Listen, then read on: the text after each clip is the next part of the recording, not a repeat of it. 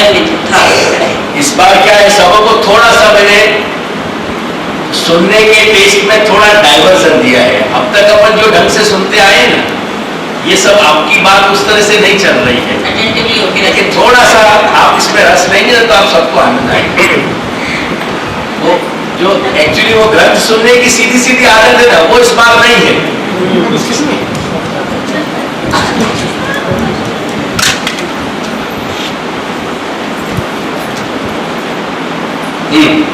Bible के अनुसार ईश्वरीय सृष्टि में मनुष्य का निर्माण सृजन प्रक्रिया का क्लाइमैक्स चरण बिंदु था।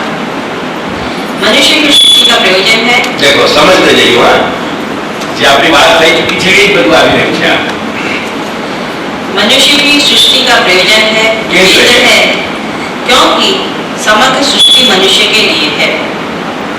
सूर्य, चंद्र, तारे आदि सभी कुछ भगवान ने मानव की सुविधा के हेतु बनाए हैं।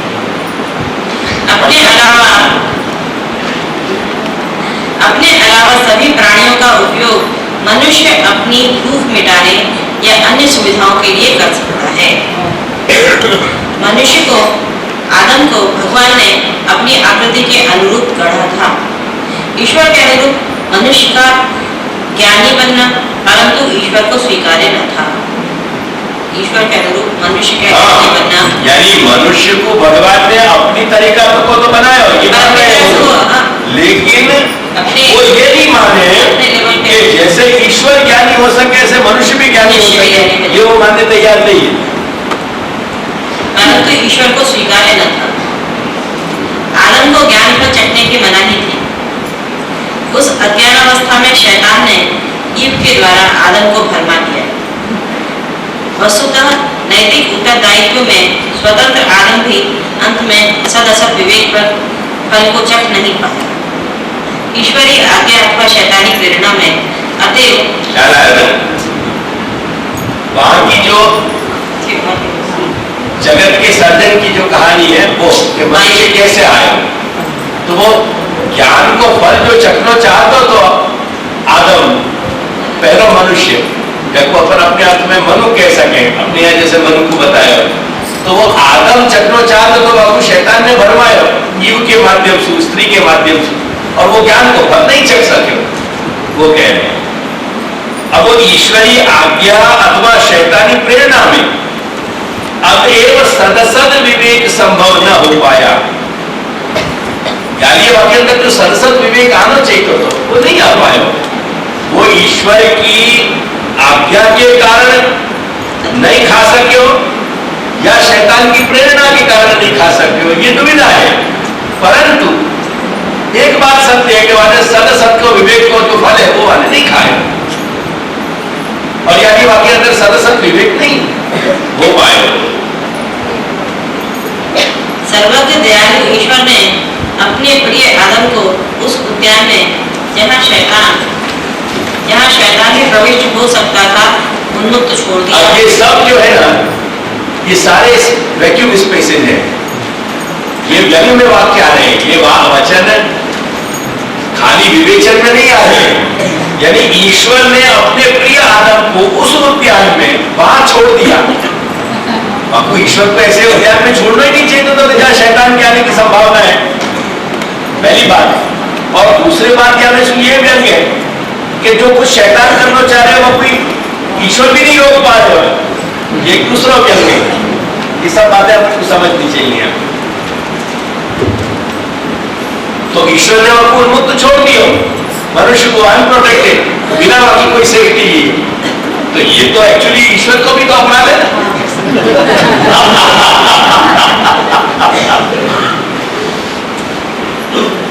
और शैतान आदमी को भरवा ही दिया। शैतान ने बापू जो है मिसगाइड कर दिया। आदम ने ज्ञान फल चख लिया, परिणामतः आदम में सदसत विवेक, knowing good and evil, second knowing good and evil वो आपके अंदर जागृत हो गया। इच्छा स्वातंत्र और नैतिक उत्तरदायित्व यानी मॉरल ऑटोनॉमी और आत्मनिर्भरता यानी Reliance on self rather than on God, ये 3 विशेषताएं प्रकट होगी। यदि ईश्वर ने जो फल नहीं चखने देना चाहता तो वो संभाव ईश्वर की आज्ञा के विरुद्ध भी शैतान के भरमाने के कारण माने वो चख लियो, और वह जब माने वो फल चख लियो तो वह के परिणाम स्वरूप 3 फैकल्टी मनुष्य में पैदा हुई। एक तो knowing good and evil, moral autonomy, और reliance on self rather than on God. चलो, इनमें भगवत इच्छा या भगवत लीला हेतु नहीं थी, किंतु मनुष्य विरोधी आप देखो उनके यहाँ जो शुरुआत हो रही है वो शुरुआत ही यहाँ की हो रही है कि वहां ये बातें जो सादा सादा है कि नहीं, ऐसी क्या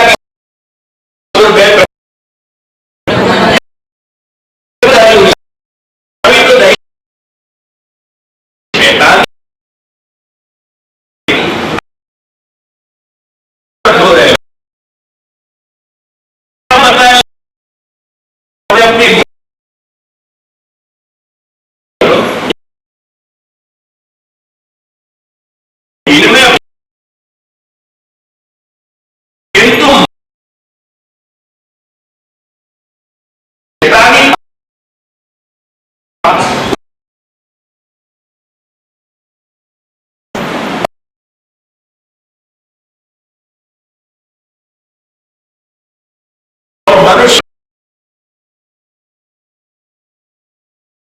ये जो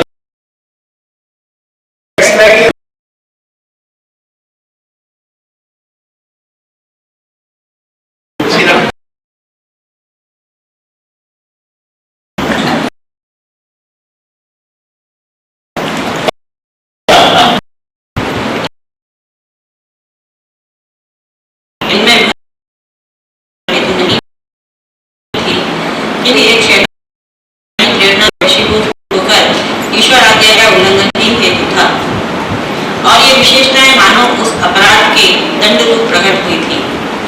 अतएव अब ना तो निष्पाप जीवन ही संभव रह गया और ना स्वर्गीय अमरता ही।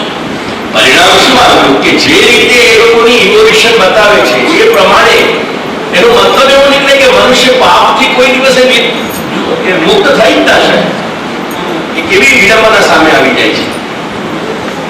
अतएव न तो निष्पाप जीवन ही संभव रह गया और न स्वर्गीय अमरता ही, और न स्वर्ग में जे आदम रहतो तो एनी अमरता सिद्ध रही गई कि એને धरती पर पृथ्वी पर आवे कोण, એટલે એની જે એક શાશ્વત સ્થિતિ હતી કે એ ત્યાં જઈને એ પણ સિદ્ધ ના થયું અને નિષ્પાપ જીવન પણ સિદ્ધ ના થયું।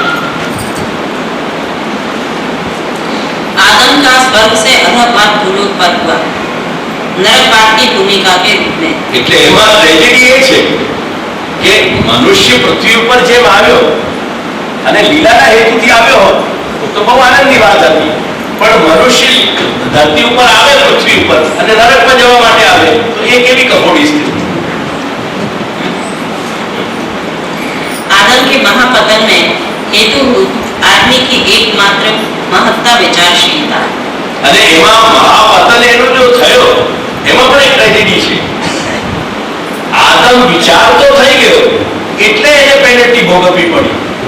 જો એ વખતે વિચારતો ન થયો હોત કે મને આ ચકવું જોઈએ કે ના ચકવું જોઈએ ફળ, જો આ વિચાર જ ના આવ્યો હોત તો એનાથી ગુનો ન થયો હોત, તો બીજો મતલબ એવો નીકળ્યો કે મનુષ્ય વિચારશીલ હોવો જ ના જોઈએ. એનો બીજો એક meaning નીકળ્યો.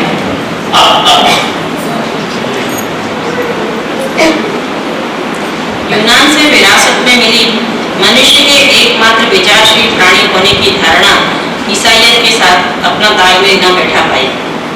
बुद्धिमत्ता जो वरदान रूप मानी जाती रही एक अभिशाप का रूप लेने लगी। એટલે હવે થયું એવું કે યુનાનથી ગ્રીક સમયથી યુનાનના સમયથી જે વિચારધારા આવી કે main is a rational animal, A main is a rational animal ને અગેન જે ક્રિશ્ચિયન થિંકિંગ છે એની સાથે એનું સિંક્રોનાઇઝ પાયો જ ના બેસી શકે, એનો સ્તર બેસી જ ના શક્યો, કેમ કે જો રેશનલ માનવામાં જઈએ તો રેશનાલિટીના બહુ ઊંડા પરિણામ આવ્યા.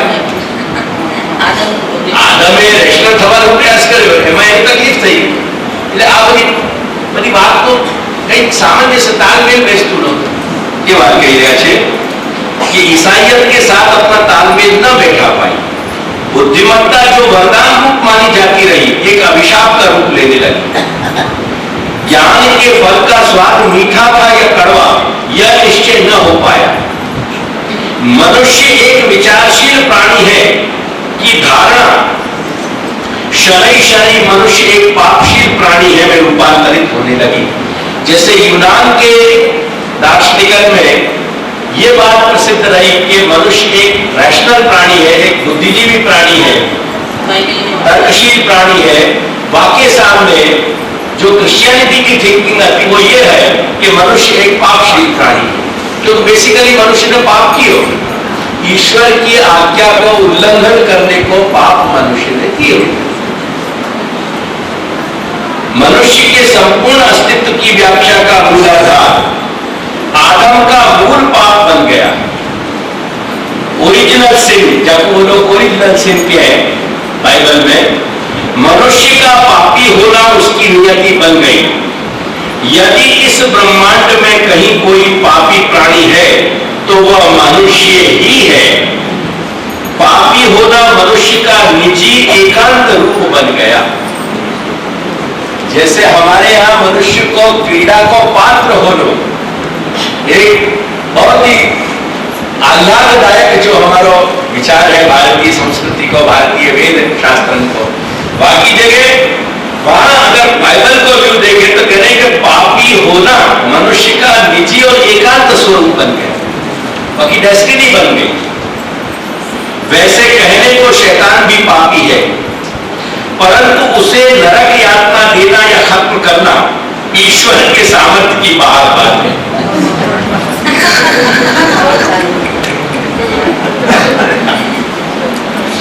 या फिर सर्वसमर्थ ईश्वर शैतान को खत्म करना नहीं चाहता, या ये मानना चाहिए अपने। दो पॉसिबिलिटी है, शैतान में शैतानियत ईश्वरीय अनुज्ञा पर मानो निर्भर हो और मनुष्य में शैतानियत ईश्वर अवज्ञा पर।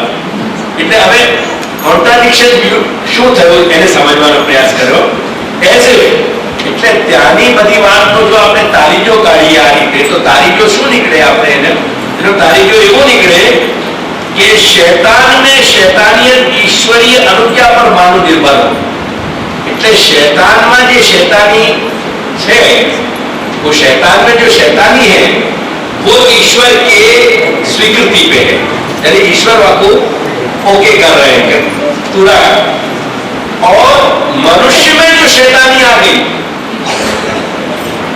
वाको भगवान की अवज्ञा पे मानो कर, यानी मनुष्य शैतान याद ये कहलायो कि मनुष्य ने परमात्मा की आज्ञा नहीं मानी और शैतान में शैतानी यानी है कि भगवान ईश्वर ने शैतान को शैतानी रखने की आज्ञा दे दी। ये कितना कॉन्ट्रडिक्शन है, यानी ईश्वर शैतान को तो शैतानी रखने की आज्ञा दे रहे हैं, लेकिन मनुष्य को आगे सजा मिल रही है शैतानी की कि वाले ईश्वर की आज्ञा नहीं मानी। तो ये दो कॉन्ट्रडिक्शंस खड़े हो रहा है।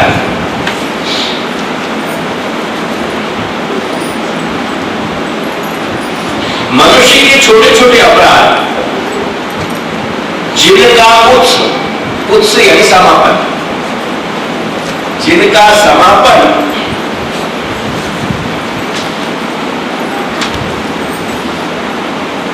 कहीं ना कहीं ज्ञान फल में ही होता है,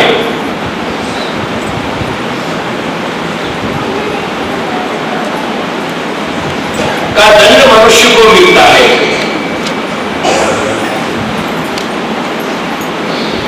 शाश्वत नरकाग्नि में दाह के रूप में, क्योंकि वो इटरनल फायर माने नरक में, क्रिश्चियन सभ्यता के अनुसार।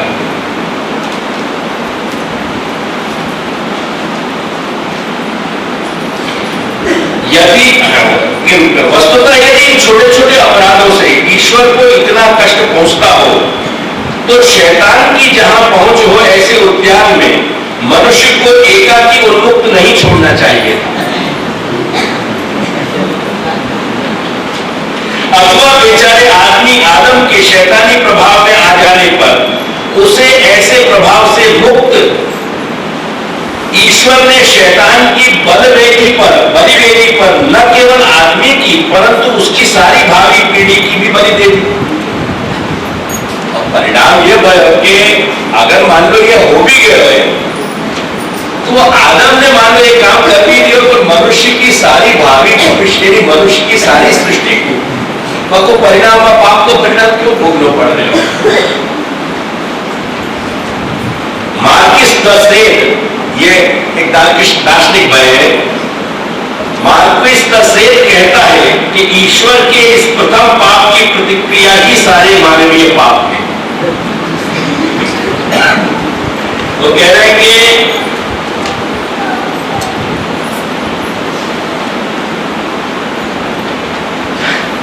यदि ईश्वर ने आदम की रक्षा नहीं की ना, तो ये एक तरह का डिवाइन सीन है। तो और मनुष्य जो कंटिन्यूएशन में आदमी पाप कर रहे हो वो वह डिवाइन सीन को ही कंटिन्यू कर रहे हो। एक ऐसी पूरी बात समझा रहे हैं। हताश एक शायर कहता है, ये आप समझने को प्रयास करियो, ये वो अपन को कष्ट देने वाले विचार है कि जहां मनुष्य की कहानी अपन को समझ में नहीं आती। अगर यार ढंग से अपन कहानी बैठाने बैठे तो मनुष्य के अस्तित्व में कुछ भी अपन को अच्छाई नहीं मिलेगी। ख्याल है? ये वो फ्लैशेस बताए जा रहे हैं। अब देखो वाकई या प्रकार से वो जो मार्किस द साथ में गई, आप शायर के रूप में क्या कह रहे हैं? शायर क्या कह रहे हो कि जिंदगी क्या है?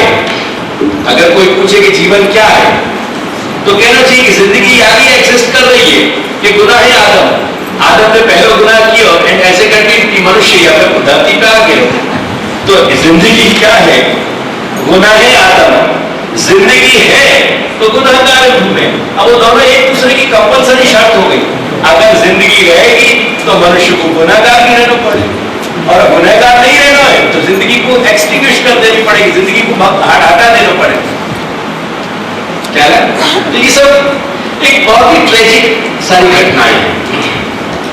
यद्यपि ईश्वर के समक्ष एक अपराधी बने रहने में अपनी सत्ता को खोजने के बजाय या तो स्वयं का मिट जाना अधिक उचित प्रतीत होता है, या फिर उस ईश्वर को मिटाना जिसके समक्ष अपराधी बने रहना हमारी एक नियति हो। दयालुता या कृपालुता आदि समस्त दिव्य गुण भी निर्भर करते हैं ईश्वर के स्वभाव पर नहीं, परंतु आदमी के हीन भाव पर, आदमी के गुनाहगार होने पर। कहने का मतलब क्या है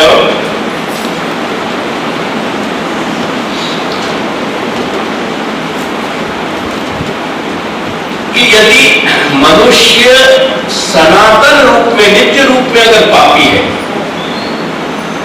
तो ऐसे पाप को अस्तित्व अपने आप में बहुत ही बोझिल है, बहुत ही कष्टप्रद है। तो या तो आपको अपना ही अस्तित्व ही मनुष्य को अपना मिटा देना चाहिए, या मनुष्य को ऐसे पापी या रूप में पापी सिद्ध करने वाले ऐसे परमात्मा को अस्तित्व नहीं होना चाहिए। दोनों में से कोई चीज घटे तो ही बात को रेजोल्यूशन आएगा, नहीं तो आपको परिणाम कैसे आएगा? एक बात दूसरी बात हमें से क्या निकल रही है कि ईश्वर में जितने भी दयालुता, उदारता, कृपालुता,